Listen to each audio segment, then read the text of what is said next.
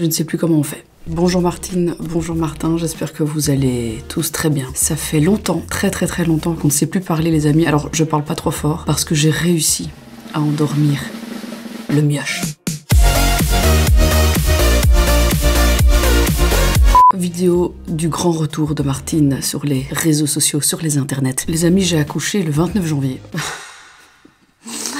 Un accouchement vraiment... Vraiment. Je ne pouvais pas revenir sans vous débriefer, sans vous faire un petit story time quand même de cette expérience inoubliable. On risque d'entendre des petits bruits de T-Rex ou de Vélociraptor. Il se réveille, c'est pas vrai. Oh putain, attendez.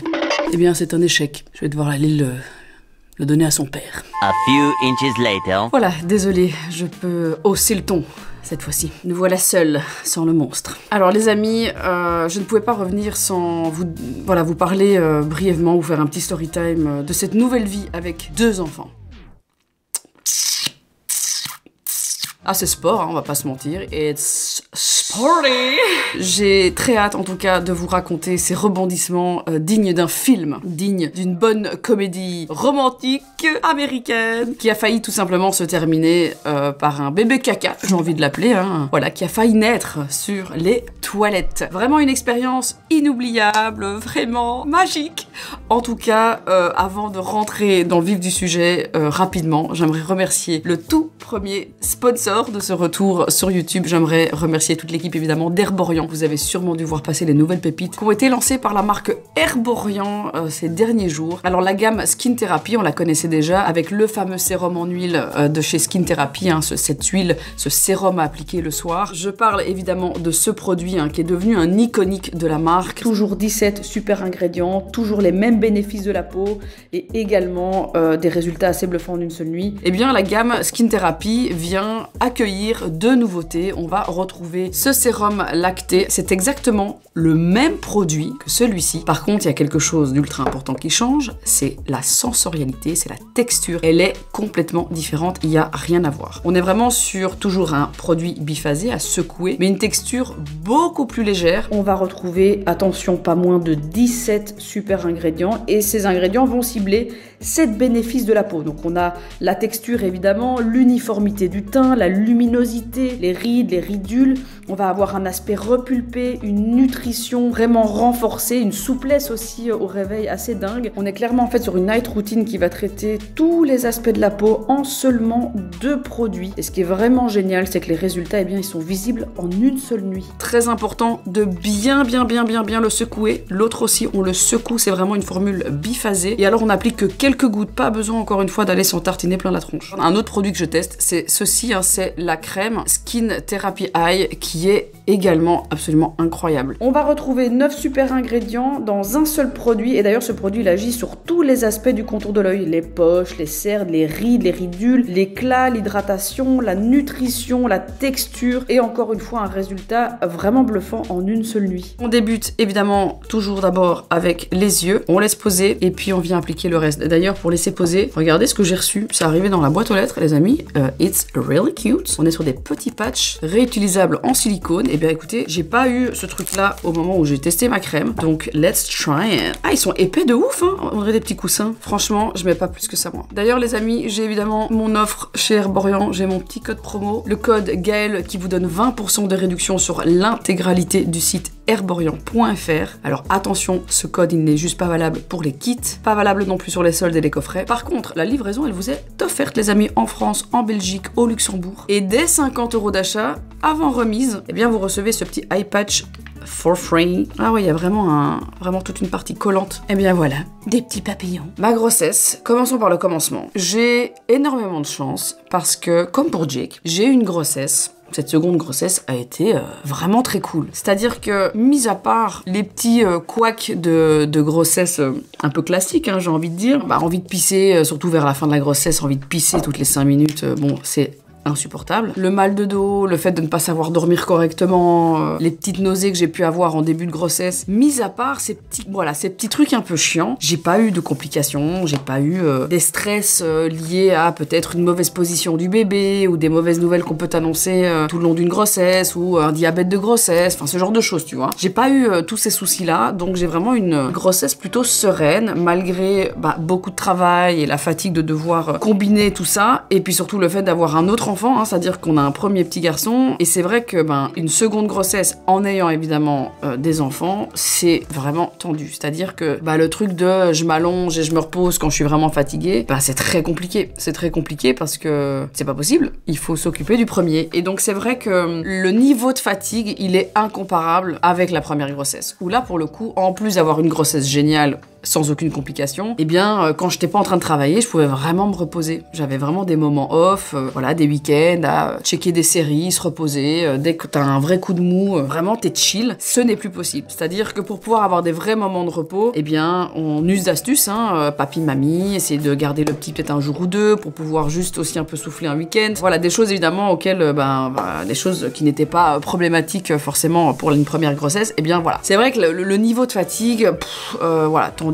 Et puis beaucoup de travail, le fait que je reste pas en place. Enfin, moi j'ai continué à travailler jusqu'au le jour de mon accouchement. C'est-à-dire que le matin de mon accouchement, j'ai encore envoyé des mails et j'ai encore taffé. J'ai jamais vraiment stoppé. Je pensais me faire un break, mais c'était pas vraiment possible. J'en profitais pour aller tous les jours au bureau, malgré le fait d'être vraiment bien enceinte. Et j'ai atteint vraiment mon terme. C'est-à-dire que je l'ai même dépassé de 24 heures. Ah bon, rien de problématique, absolument pas. D'ailleurs, beaucoup de nanas dépassent leur terme. Mais vraiment, jusqu'au bout du bout, j'ai travaillé. Et donc c'est vrai que le fait de ne pas rester en place, d'avoir quand même énormément bossé, de ne pas avoir arrêté, de ne pas avoir fait de break, d'avoir géré le petit et puis de vouloir encore faire des activités un peu à gauche à droite, vers le 8e mois, j'avais déjà une dilatation. Après les touchés vaginaux, les amis, c'est clairement pas obligatoire. J'en ai pas fait énormément. J'en ai vraiment fait que quand j'en avais vraiment le besoin de savoir à peu près où j'en étais. Que tu saches où t'en es ou pas, it doesn't fucking matter. Je peux te garantir que quand t'as 10 cm, tu le sais. Pas besoin d'un toucher vaginal. Crois-moi que là, you fucking know.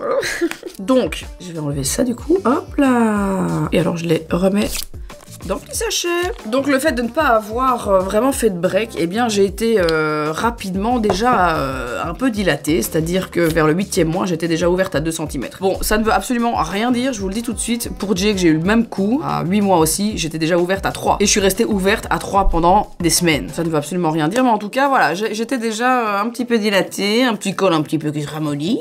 Voilà, un petit col qui part en vacances. Il se la coule douce. Et donc, j'étais là en mode, bon, ok, je suis déjà un peu dilatée, 2e grossesse, ça peut aller un peu plus vite. Donc, on sait jamais, je risque peut-être d'accoucher un petit peu avant. Et c'est vrai que déjà, vers fin décembre, sachant que j'ai accouché le 29 janvier quand même, vers fin décembre et même le 1er janvier, figurez-vous, j'avais été chez Jill. On avait fait forcément la soirée du Nouvel An pour le 31. Soirée très marrante, on a rigolé à foison, on s'en est mis plein la panse, on a ri.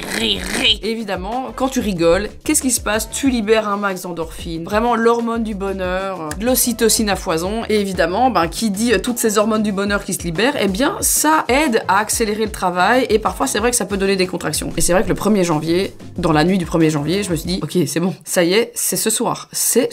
Des contractions vraiment régulières, douloureuses, gérables certes, mais des contractions de début de travail, parce que forcément, ayant déjà connu forcément un accouchement, je sais à quoi ça ressemble, je sais quand c'est des contractions de pré-travail, de travail et des vraies contractions où ça y est, ça va sortir. Et donc je me suis dit, yes, j'ai l'impression là de reconnaître un peu cette douleur d'antan, ça risque peut-être d'être pour cette nuit.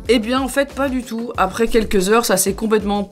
J'ai encore dû, les amis, attendre forcément jusqu'à la toute fin de ma grossesse. Après, tant mieux, on veut évidemment tous un bébé à terme, c'est quand même le mieux, parce qu'à 8 mois, certes, il n'y a plus de réel danger, mais ça reste un bébé qui est immature, qui n'est pas complètement formé, en tout cas, qui n'a pas la maturité nécessaire pour être au mieux adapté à la vie, pas in utero, mais dans notre merveilleux monde. Et donc, j'avais pas forcément envie d'accoucher un 1er janvier, je vais pas vous mytho. Oui, je me fais un micro-glam. J'ai envie de ressembler à quelque chose. Ça fait 2 mois que je me suis plus maquillée, ne me cassez pas les couilles. Du coup, pas d'accouchement le 1er janvier, par contre, le 29, donc la nuit du 28 au 29, vers 5h du matin, oh, petite picouse, au niveau de l'utérus, qu'est-ce que c'est que ça, bon sang? Hip, petite contraction, pas piquer des hannetons, dis donc. Et là, je suis contente. Je me dis, ça y est, parce qu'en plus, je suis à terme, c'est possible vraiment pour le coup que ça arrive aujourd'hui. Et bien, après une demi-heure de contraction pas ouf non plus, tellement pas ouf que j'arrive quand même à me rendormir, bah ça se recalme. Il est 7h du matin, je me lève, je prépare le sac du petit Jackie, son petit sac pour l'école, parce que oui, ça y est, hein, il va à l'école maintenant, la crèche c'est fini, c'est fou, ça va trop vite. Donc je prépare son petit sac, je descends, je coupe ses petits fruits, vraiment je busy quoi. Dan part déposer le petit à l'école, je mange un petit truc, voilà, je monte. Quand Dan revient, il est presque 9h du matin, je commence un peu de nouveau avoir des contractions qui se lancent et je me dis yes, peut-être que finally bitch. Et là je me dis tu sais quoi, smart as fuck, je vais me faire couler un bain. C'est bien un petit bain bien chaud pour un petit peu aider à décontracter tout ça, pour faire progresser le travail. Si travail y a, je me dis autant mettre toutes les chances de mon côté parce que je n'avais vraiment pas envie de me faire déclencher. J'avais envie encore une fois de pouvoir tenter un accouchement physiologique, d'aller au bout de mon envie de faire les choses le plus simple possible avec le moins d'interaction médicale possible. Et c'est vrai que me faire déclencher, ça me vendait pas du rêve quoi. Surtout qu'en plus j'ai un bébé qui était parfaitement positionné, la tête en bas depuis des mois, tout va bien, enfin il y a pas de raison de me déclencher et donc je voulais vraiment attendre le plus longtemps possible et il y a rien à faire, il y a cette espèce de pression médicale où c'est la saison des déclenchements quoi, hein, vraiment ah là là, et là il faut, oh là là madame Garcia, il va falloir vous déclencher. Horrible, j'ai pas envie de ça tu vois. Pour le moment tout se passait bien, il y a assez de liquide, tout va bien, le bébé va bien, son petit cœur va bien, il y a pas de raison de me déclencher et ça m'aurait fait chier juste pour des raisons pratico-pratiques de tel ou tel médecin ou parce que bon là on estime qu'il est temps maintenant que ça arrive, ça m'aurait cassé les couilles, je vais pas vous mentir. Et donc je me dis allez on va mettre toutes les chances de notre côté, je vais me faire couler un bain, me détendre. En effet je me mets dans le bain et là c'est dingue, en genre un quart d'heure, les contractions qui étaient pour moi encore des contractions vraiment des contractions quoi, hein, comme on dit, pas non plus au bord de la mort. Et bien là après un quart d'heure, je me suis dit ça y est, ça c'est pour moi des contractions et en plus elle me rappelait un peu les contractions que j'avais avec Jay quand j'étais vers 6 cm quoi, des vraies contractions où je ne peux pas m'empêcher d'avoir un cri, enfin c'est pas un cri hein, c'est vraiment vraiment quelque chose de très primaire quoi. Et c'est comme ça que j'avais réagi naturellement pendant mon travail avec Jay et je me suis dit waouh putain, si j'en suis déjà là, il se faudrait peut-être quand même que je sorte de ce bain, que je m'habille et qu'on aille à l'hosto. Bon, après, nos sacs étaient déjà faits. Il manquait juste 2-3 petites bricoles à mettre dedans. Et donc, Dan revient vers 9h. Je suis dans ce bain. Et là, je dis à Dan, écoute, c'est quoi, va quand même promener Titi parce qu'on sait jamais. Je pense que c'est quand même bien qu'on aille à l'hosto et qu'on fasse quand même vérifier mon col au cas où parce qu'on est vraiment à 6 minutes de l'hôpital. Donc ça, c'est génial. On est vraiment à côté. Et donc, je me dis, c'est quoi, si jamais on arrive à l'hosto et qu'elle me dit, bah non, vous êtes toujours à 3 cm, bon, bah c'est pas grave, on rentre à la maison et je continue mon travail tranquillement à la maison et on sait que on a le temps. Et là, il faut savoir que il est 9h15 au moment où je sors du bain et donc Dan se dit bon bah let's go, hein, je vais aller promener le chien. Et donc il fait un grand tour avec Titi parce qu'on sait jamais, si jamais à l'hosto on me dit bah non ça y est c'est bon, vous pouvez rester ici, bah au moins on aura sorti le chien et on aura eu le temps de gérer avec la famille pour pouvoir venir reprendre leur lait si jamais on rentre pas. Il est 9h50, j'envoie un message à ma sage-femme qui est accessoirement la fille en fait de mon voisin et je lui fais un petit message, à Elsa et je lui dis meuf, c'est peut-être pour aujourd'hui. J'ai des contractions qui s'intensifient. Elles sont bien là, elles partent pas. Donc peut-être que, putain, ça serait génial, c'est peut-être pour aujourd'hui. MDR, je lui dis, c'est peut-être pour aujourd'hui. Retenez bien ce que je vous dis, il est 9h50. Ensuite, Dan revient de la promenade avec Titi et là je lui dis, écoute, il faut vraiment, à mon avis, qu'on y aille. Ça part pas, ça s'intensifie et franchement, let's go quoi. Prenons pas de risque, c'est quand même un deuxième, on sait jamais. Dan prend les valises ici, à l'étage. Il les descend, il commence à descendre la petite valise du petit, la mienne. Je mets encore 2-3 bricoles dedans. Je descends les escaliers et là, les amis, comment vous expliquer? Ben, je vais aller droit au but. Une envie de chier, mais légendaire. J'ai envie de faire caca. Et je me dis, attends, je vais quand même vite faire mon petit caca avant d'aller à l'hôpital, c'est bien, parce qu'au moins ça me vide un peu, même si j'ai pas forcément la hantise de me chier dessus devant une sage-femme, je me dis, la pauvre, si je peux lui éviter un petit caca en spray au niveau du visage, ça arrangera tout le monde. Donc je me dis, tu sais quoi, je vais en profiter, je vais déjà faire caca, comme ça peut-être que je me vide un peu, on sait jamais. Comme je descends les escaliers, on a une toilette dans le hall d'entrée, donc je vais au niveau de cette toilette, je m'y installe confortablement. Faut vous imaginer que j'ai des contractions du coup là déjà toutes les 2 minutes. Et donc je m'installe, je dis, ah, contraction, bah, mal. Oh, flemme. Ok, je chie. Et là, je chie. Et puis, ah, contraction. Ouh là là. Oh, elle se rapproche, dis donc. De nouveau contraction. Elle part et je rechie. Et je me dis, bon, qu'est-ce que c'est que ce bordel?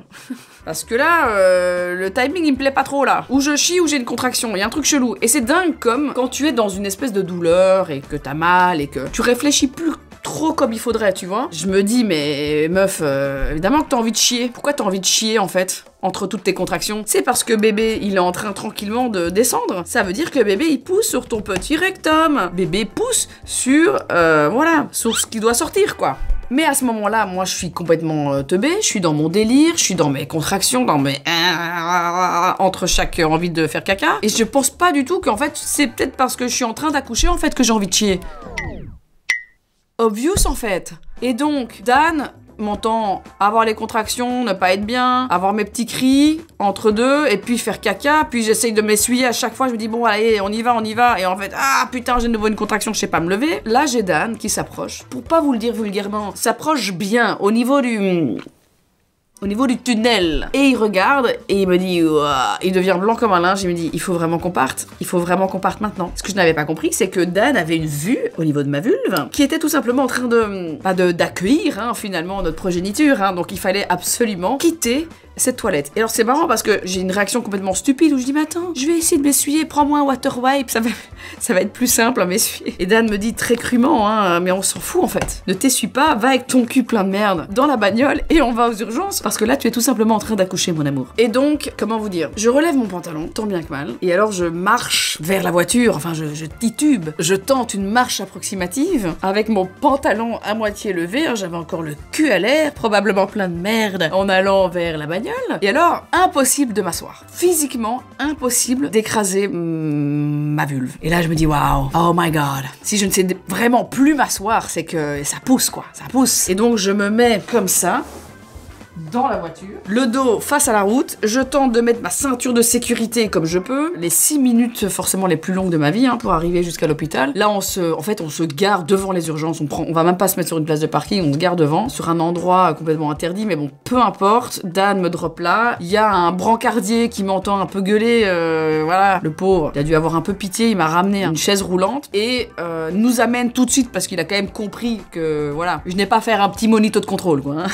Il a compris que c'était urgent, et donc il m'a amené tout de suite au 3e étage, à l'espace maternité de l'hôpital. On m'amène tout de suite dans une salle de naissance. Il y a tout un espace physiologique absolument génial, avec une magnifique vue sur les champs, vraiment une vue dégagée, avec des chambres à thème, avec des jeux de lumière, enfin c'est vraiment très chouette, très agréable, vraiment dans une lumière tamisée, enfin voilà, t'as pas les lumières blafardes de la salle d'accouchement classique, tu n'as pas les étriers, on est vraiment sur une table et plein d'autres objets possibles et imaginables pour pouvoir accoucher, en tout cas dans la position de ton choix. Et donc, voilà, on me fait rentrer dans cette salle, je tente d'enlever mon pantalon, je garde mon haut, enfin je sais plus, ouais, je me déshabille comme je peux. Elle me pose 2-3 questions, donc là j'ai 2 sages-femmes absolument adorables qui, elles veulent quand même vite me mettre un petit monito pour quand même checker que le cœur du bébé va bien, parce voilà, il fallait quand même vérifier que ça allait aussi à ce niveau-là. Et là, on me fait un petit toucher vaginal, et elle me dit à 10h, parce que là, il faut vous imaginer qu'il est 10h50. Et parce que le temps que Dan revienne, machin, 10h30, on a pris la route, le temps de monter, de se garer. Ouais, c'est 20 minutes après, quoi. Il est 10h50, on le sait, parce que Dan envoie un message à ma mère à 10h50 en disant « Ah, on vient d'arriver dans la salle de naissance, on est à la maternité, elle est ouverte à, attention, roulement de tambour,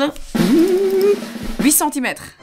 Autant te dire, ma petite chérie, que là, ta péridurale, tu peux te la foutre dans le cul. » Je me dis, 10 cm, c'est encore possible de devoir faire un peu de travail, quoi, tu vois. Mais là, en 10 minutes, il y a un truc, elles ont pas eu le temps de mettre des gants, quoi, hein. Il y a vraiment une envie de me mettre à 4 pattes, indescriptible. Parce que là, je suis temporairement encore sur le dos, le temps de faire le monito, et je leur dis, je peux pas rester allongée sur le dos, ça ne va pas du tout. J'en peux plus. Il faut que je me mette à 4 pattes. C'était la seule façon de me soulager un minimum pendant les contractions. Et très à l'écoute, elles ont vraiment fait 2 minutes de monito, elles ont vu que pendant la contraction, qui était déjà très forte, le cœur du petit, parce que oui, c'est un petit garçon, le cœur du petit tient super bien la contraction, donc vraiment zéro souci à ce niveau-là. Il n'y a pas un rythme dégueu, donc tout va bien. Très à l'écoute, elles acceptent, je me mets du coup à 4 pattes sur cette table, et là, je me fais envahir par ce réflexe primaire de vouloir pousser. Et en fait, ce qui est très bizarre, c'est que faut vous imaginer que tout le long de tout ce processus d'accouchement. Ce qui me faisait très peur, toutes ces peurs que j'avais pu avoir, parce que je crois que tu peux accoucher 15 fois, ça reste toujours un moment que tu ne contrôles pas vraiment, même si je pense quand même qu'il y a énormément de contrôle que la maman peut avoir sur son accouchement, mais on n'est jamais à l'abri d'un imprévu, d'un souci, et donc c'est vrai que ça fait stresser. Devoir accoucher, ça, c'est effrayant, ça nous effraie, parce que on sait qu'on va avoir mal, on sait que ça va être parfois très long, très douloureux, on sait pas à quoi s'attendre, enfin, il y a toujours cette espèce d'inconnu qui effraie énormément. Et c'est vrai que pendant ce moment-là, tout ce moment où je suis dans cette salle d'accouchement, je n'ai pas peur. C'est-à-dire que je ne ressens aucune crainte. Même au moment de pousser, quand j'ai cette envie qui est, mais je peux pas vous expliquer, c'est vraiment mon corps qui dit « T'inquiète, on reprend le relais, quoi ». La tête, elle s'est éteinte, le cerveau, il s'éteint. Tu rentres vraiment dans un truc archaïque et j'ai envie de pousser. Et je sais que c'est la seule façon de me soulager. Et donc, instinctivement, je débloque complètement ce truc de « Ah, j'ai peur de pousser. Ah, non, du tout, genre « Ah, faut que je pousse ». Ah, faut vraiment que je pousse, quoi. Et je suis toujours à 4 pattes. Et là, les sages-femmes, elles sont incroyables parce que, genre, je ne les ai pratiquement pas entendues. Elles ne m'ont donné aucun ordre. Elles m'ont laissé faire. Elles m'ont juste dit... On met nos petits gants. Elles m'ont juste dit quand c'était bon, genre, ok, là, on est prêt à accueillir, donc vas-y, quoi. C'est toi qui fais tout, en fait. Et donc, j'ai cette envie de pousser, ça y est, c'est instinctif, c'est-à-dire que tu peux faire tous les cours, je pense, d'accouchement physio et machin. Si mentalement, t'es dans les bonnes conditions et que tout va bien physiquement, le corps, il sait, en fait, il sait comment faire, tu n'as rien à faire. Et c'est vraiment ça, je me suis, en fait, laissée complètement porter par cette envie de pousser. Et j'ai poussé, et là, j'agrippe Danou, parce que au plus je poussais, au plus j'avais envie en fait de me redresser, et donc j'ai finalement terminé cet accouchement à genoux, droite en fait. Et c'est vrai que la gravité a dû énormément aider parce que bébé poussait vraiment bien et sortait parfaitement du conduit. J'ai commencé vraiment à pousser, il était 11h, le petit est né à 11h13. Donc j'ai eu un 13 minutes d'expulsion finalement. Voilà, il y en a qui chient plus longtemps que ça, hein. Et donc 13 minutes pour expulser ce petit lapinou. Et là c'est... Bon, c'est bon quand même. C'était pas encore tout à fait magique. C'est-à-dire qu'il sort, j'avais pas rompu la poche. Faut savoir que ma poche s'est rompue au moment où le petit est sorti. Donc il y a d'abord la poche qui se rompt, il y a de la flotte partout, une piscine municipale là-bas. Il sort avec assez rapidement. Vraiment, la tête elle est sortie et puis en fait j'ai pas dû encore attendre 3-4 contractions pour sortir le corps. Vraiment, c'était la tête pendant la contraction et en fait il est quand même, il a floupé très rapidement juste après la tête. Et au moment de la sortie, ben le fait d'avoir été un peu compressé dans mon bassin, au niveau du vagin et de la vulve, et bien finalement tout le monde a chié ce jour-là, hein. J'ai chié, il a chié, et voilà, il est sorti en déféquant sur sa maman, hein. Premier cadeau à sa petite maman chérie finalement, hein. Voilà, un petit paquet surprise. Et donc ouais, le fait d'avoir été compressé, ben ça l'a un peu vidé, et donc voilà, c'était un maximum de fluides différents, un vrai plaisir. Et donc là je le récupère évidemment, il a vraiment fait floup sur la table, donc je l'ai rapidement récupéré. Ce qui est génial évidemment, c'est que comme j'ai accouché dans un centre physio avec quand même une philosophie derrière, on prend le temps, on vérifie que bébé va bien rapidement. Ok, ça crie bien, ça respire bien, ben on n'a rien à faire du coup. Et elles nous laissent dans notre bulle, en peau contre peau, c'est 2 heures de peau à peau. Elles ont laissé mon cordon, voilà, le cordon du petit, il est resté...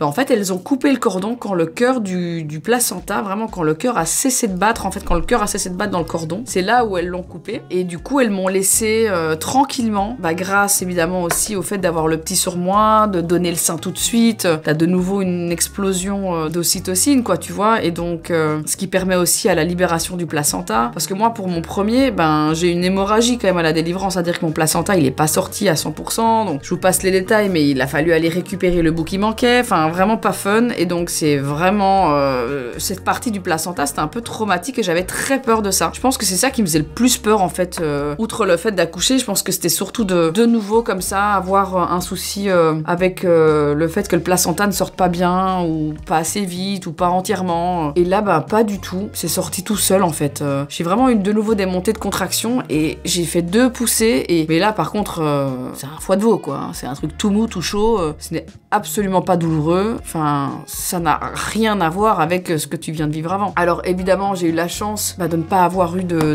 déchirure, parce que, voilà, ça peut évidemment arriver, surtout que l'accouchement était quand même rapide. Je crois qu'il y avait un petit point, mais qui était vraiment minuscule. Et bon, je crois qu'elle me l'a refermé, juste pour dire que voilà, ça aidera à guérir beaucoup plus vite. Petit point qui a été fait à vif parce que ça faisait pas mal du coup tellement c'était microscopique. Mais donc voilà, pas de soucis non plus à ce niveau-là. Et donc 2 heures de peau à peau. Alors là c'est vraiment un moment, c'est un moment qui est génial parce qu'en plus le fait d'avoir accouché sans aucun médicament, j'avais même pas de cathéter, j'avais rien. Je suis vraiment venue juste moi et ma souffrance. Mais du coup moi après 2 heures de peau à peau, je regarde Dan et je dis putain, j'ai envie de pisser quoi.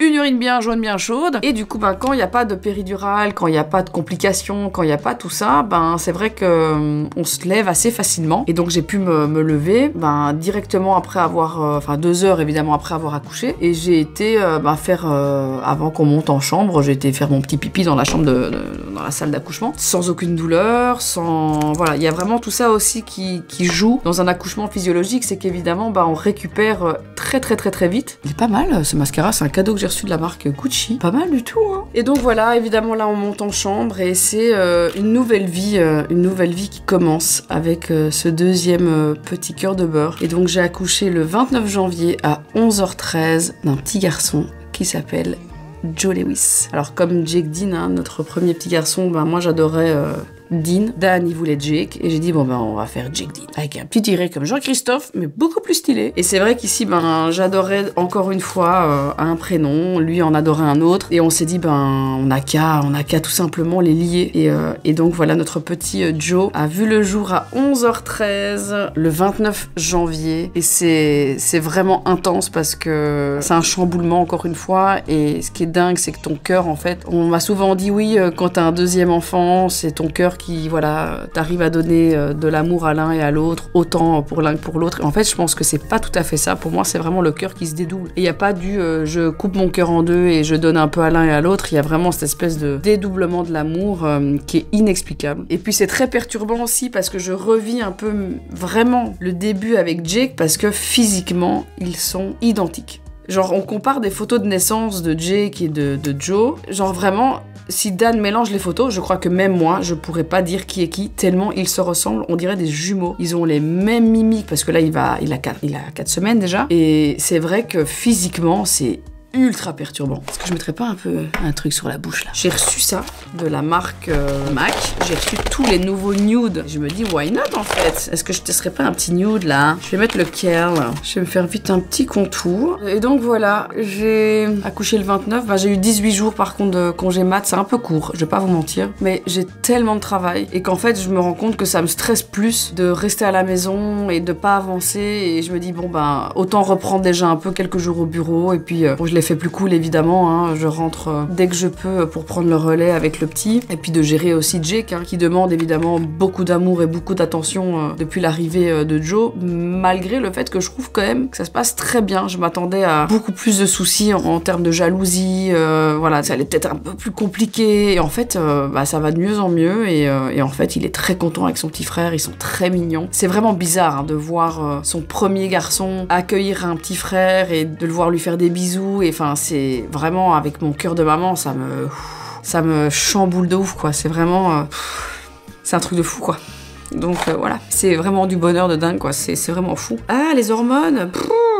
Ah, sinon, rien à voir. Vous avez été nombreuses à me demander ce que j'utilisais comme tire-lait. Attendez, je vous montre. C'est celui-ci, c'est le Elvie en fait. Avec ici, bon forcément là je viens de le laver, mais il y a le petit récipient qui vient en dessous. Donc le Elvie, j'avais déjà ça pour Jake et donc j'ai réutilisé la même marque pour Joe. C'est absolument génial. Après, j'en ai deux, comme ça je fais les deux ça en même temps. Parce que le récipient il est un peu plus petit évidemment que les gros bazars. Et du coup, ce qui est super pratique, c'est que tu le mets dans ton soutien-gorge, c'est sans fil. Et en fait, pour tirer le lait au bureau, c'est génial, quoi. Alors, c'est un coût, hein, c'est quand même pas donné comme appareil, mais par contre, c'est trop pratique. Du coup, je vais tester cette teinte-là, qui est la teinte Cool Teddy. Oh, c'est beau. Ah, c'est joli. Je crois que je préfère quand même, ouais, avec un petit gloss là. C'est pas mal du tout.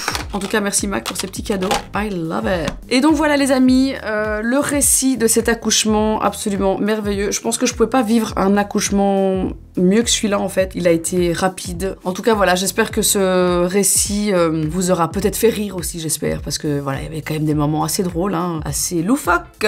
Et en tout cas, je suis très heureuse d'être de retour parmi vous. Je suis très heureuse de reprendre les vidéos. Je reviens tous les dimanches avec du contenu contenu qui j'espère vous le plaira, plein de très belles vidéos in the making, plein de très beaux projets avec des collègues youtubeurs et youtubeuses. En tout cas, j'ai très hâte de partager tout ça avec vous. Je vous remercie aussi d'être là pour ce grand retour et on se retrouve dimanche prochain pour des nouvelles aventures sur la chaîne de Martinta. Super copine les amis, je vous embrasse tendrement sur vos petits phallus et vos petits vagins.